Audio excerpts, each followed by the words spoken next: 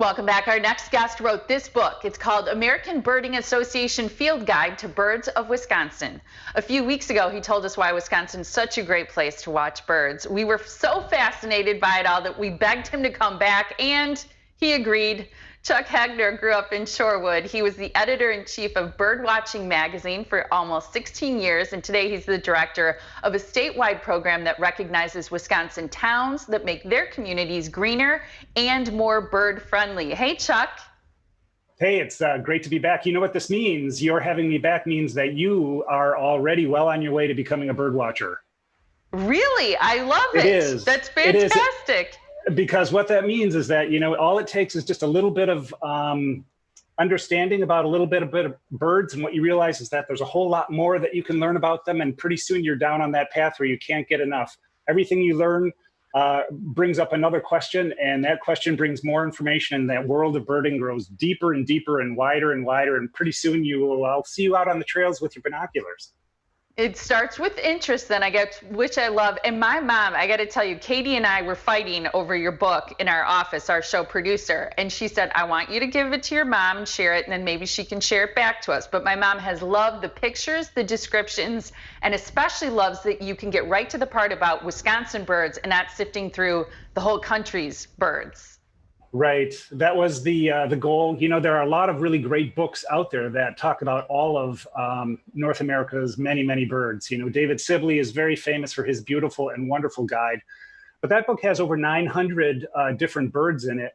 And many that, you have to travel to see. You'd have to go out to the West Coast, or maybe down to the Southwest, or maybe to Florida or something like that. And these are great birds, and they are worthy to be in a book.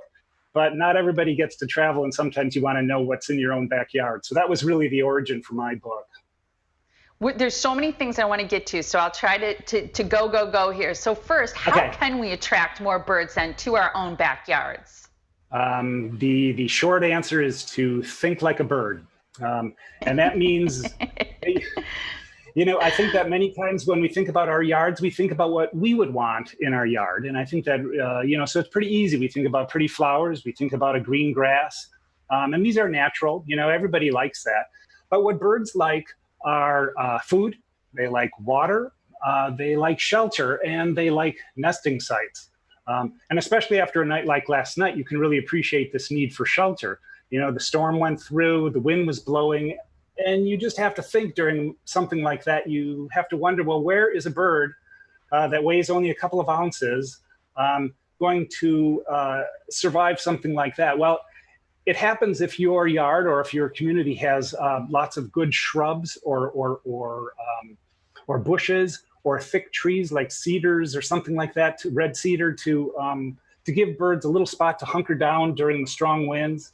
And it's pretty easy to do, really. The only caveat that I would say is that when you look at your yard and you think about the things that birds need, I think that you should really think about maybe what could I do that would bring food to a bird? Well, I would say that you should plant flowers that offer seeds or that provide fruit.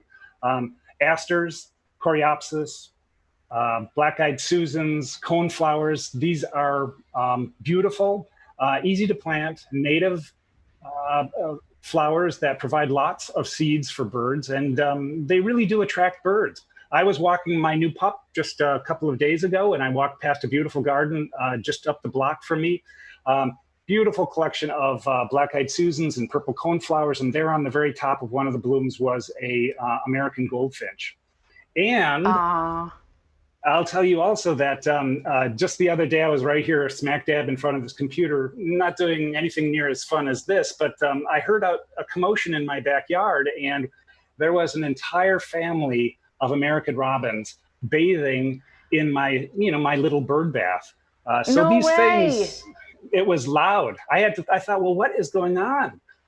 They were splashing, and the wings were going, and the water was splashing. I thought it sounded a little bit like kids in a neighborhood pool. But it really does work. That tells you a couple of things. Number one, that water will attract birds. And number two, that it's been a successful nesting season for that family of robins. Is it true that every year birds from South America migrate to Wisconsin? Absolutely, it is true, and it's they come from many spots south of our border, and from many states south of our own. Wisconsin is positioned on the continent, you know, far enough south to be an attractive nesting location, a breeding location, but it's not far enough south to really sustain every bird all year round. So the birds migrate back and forth. That means that there's a lot of birds that we see here in Wisconsin who spend the winter months in southern states, and especially around the Gulf Coast. A large number of them go all the way down into the Caribbean. That would be like the islands of Jamaica and Cuba, Hispaniola, Puerto Rico. I remember seeing the Kirtland's warbler on the islands of the Bahamas many years ago. And a huge number of our birds end up in the space between the Texas border, all the way through Mexico, down through Central America, all the way to Panama into Central America. That's probably where the most of our birds come from. But you're absolutely right. There are a large number of birds that come all the way from South America, including scarlet tanager, eastern kingbird, the chimney swifts that I love to and look for each spring, and I love to watch all summer. They come from South America. And also almost all of our shorebirds. These are birds that we see only briefly as they migrate through Wisconsin, but boy, oh boy, what a trip they make. Many of them nest in the high Arctic, and they fly all the way not only to South America, but all the way down to the southernmost point of South America, like Tierra del Fuego down in Chile. It's incredible. It's so fascinating. I mean, it's incredible that these little birds and how much they weigh can go travel so far and then come back again. There's so many questions that I wanted to ask you that I did not get to. So I'm going to put them together and hope that you'll join us again very soon, Chuck, because we love talking to you. It's fascinating. Oh, well, it's what happens to everybody when they start watching birds. You learn a little bit and you have many, many more questions, and it's a lot of fun. Well, I appreciate your time in joining us. It's been a pleasure getting to know you, and I'm going to plan on seeing you again really soon. Great. I'd love it.